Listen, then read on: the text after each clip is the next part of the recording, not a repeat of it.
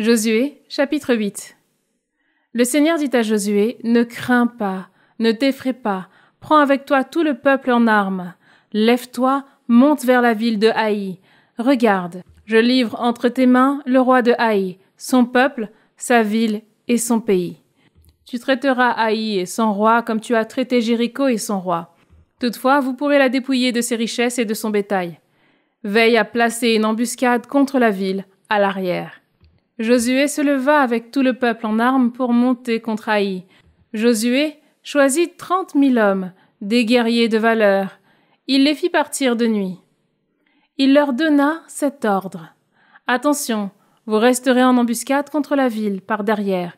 Ne vous éloignez pas trop et, tous, tenez-vous prêts. Moi et tous les gens qui sont avec moi, nous approcherons de la ville et quand ils sortiront à notre rencontre, comme la première fois, nous fuirons devant eux.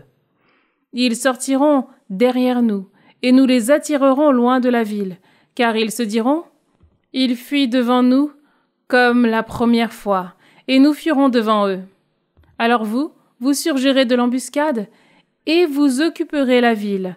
Le Seigneur votre Dieu la livre entre vos mains. Quand vous tiendrez la ville, vous y mettrez le feu. Vous agirez selon la parole du Seigneur. Voilà l'ordre que je vous donne. » Josué les envoya. Ils gagnèrent le lieu de l'embuscade. Ils prirent position entre Béthel et Haï, à l'ouest de Haï. Josué passa cette nuit-là au milieu de la troupe. Josué se leva de bon matin et passa la troupe en revue. Puis il monta contre Haï, avec les anciens d'Israël, en avant de la troupe. Tout le peuple en armes qui était avec lui monta, s'avança et arriva en face de la ville. Ils campèrent au nord de Haï, entre Haï et Josué. Il y avait un vallon. Josué prit environ 5 000 hommes et les plaça en embuscade entre Béthel et Haï, à l'ouest de la ville. La troupe installa son camp au nord de la ville et son arrière-garde à l'ouest de la ville. Josué passa cette nuit-là au milieu de la vallée. Quand le roi de Haï vit cela, les hommes de la ville se levèrent en hâte, dès le matin, et ils sortirent, lui et tout son peuple, à la rencontre d'Israël pour le combattre, au lieu prévu, face à la Araba.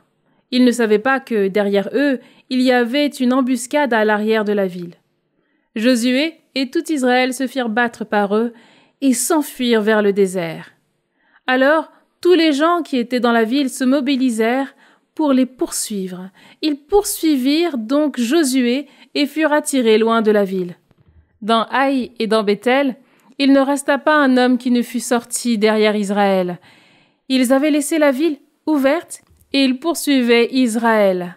Le Seigneur dit à Josué, « Tends vers Haï le javelot que tu as à la main, je te la livre. » Josué tendit vers la ville le javelot qu'il tenait et, dès qu'il eut tendu la main, les hommes de l'embuscade surgirent de leur position.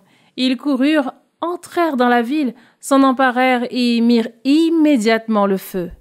Alors, se retournant, les hommes de Haï virent la fumée de la ville monter dans le ciel. Ils ne pouvaient plus fuir, ni d'un côté ni de l'autre, puisqu'à ce moment, la troupe qui fuyait vers le désert fit volte-face vers ceux qui la poursuivaient. Josué et tout Israël avaient vu que les hommes de l'embuscade s'étaient emparés de la ville. En effet, la fumée montait de la ville. Ils se retournèrent pour attaquer les hommes de Haï. Les autres sortirent de la ville à leur rencontre, et les hommes de Haï se trouvèrent au milieu, avec les fils d'Israël, d'un côté et de l'autre. Ceux-ci les frappèrent jusqu'à ce qu'il ne reste ni survivants, ni rescapés. Quant au roi de Haï, il le pendit à un arbre et le laissa jusqu'au soir. Mais au coucher du soleil, Josué ordonna de descendre le cadavre de l'arbre. On le jeta à l'entrée de la porte de la ville. On éleva sur lui un monceau de pierre qui existe jusqu'à ce jour.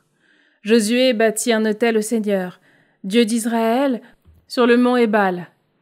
Moïse, serviteur du Seigneur, en avait donné l'ordre aux fils d'Israël. En effet, il est écrit dans le livre de la loi de Moïse, « Tu feras un autel de pierre brute, c'est-à-dire non taillé par le fer. » Sur cet autel, ils offrirent au Seigneur des holocaustes et des sacrifices de paix. Là, Josué écrivit sur des pierres une copie de la loi que Moïse avait écrite en présence des fils d'Israël.